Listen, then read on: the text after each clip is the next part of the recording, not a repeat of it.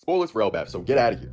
Or don't. So if we assume this was Shamrock meeting with the Gorosei during the reverie, because of the missing scar, the understandable reason that Shamrock will be walking around in a hooded cloak because this meeting is happening during the reverie. So Shamrock can't just walk around and be seen by any of the kings who might assume he's Shanks, a literal emperor. And the reaction from the Gorosei here, I believe, is all subversion for the audience because it applies to both Shamrock and Shanks. This is the reverie. Given your standing, you should have nothing to do with politics, meaning you're a Holy Knight and a Celestial Dragon, so you wouldn't care about the politics of the lower realm kings, so why did you call this emergency meeting? Also, we know that the Holy Knights are sent out on classified missions to unaffiliated nations like Elbaf, so that could be why they're surprised he came all this way for the meeting, because he was supposed to be away on a mission somewhere else. And the biggest piece of evidence in my eyes for this is, honestly, I think Oda already self-confirmed this himself in Elbaf, because when we get the actual full reveal of Shamrock as a character, he appears in the same hooded cloak we saw him wear during the reverie. There's also no actual benefit to hiding himself at all in this moment. It's seemingly just for dramatic effect, and also, so Oda can redraw the literal exact same panel from his meeting with the Gorosei here. At least to me, this is Oda all but saying, yeah, that was Shamrock at the reverie, not Shanks. So with that as our premise, who is the pirate that Shamrock would have called an emergency meeting with the Gorosei to talk about? I think there are 4 options that come to mind for me. The first option is, of course, Luffy, and Shamrock could have been informing them about the true nature of the Gum Gum Fruit. We see the Gorosei directly after the reverie and their meeting with Shamrock, talking about the situation of Wano and the fact that Luffy's Devil Fruit was renamed to erase the name of the sun god Nika from history. They also say in the scene that they think that Nico Robin is already in custody. This tells us that they have not received a report from Guernica and CP0 yet because that information is not accurate, meaning the information prior had to have come from a different source, like Shamrock. The second option is Blackbeard.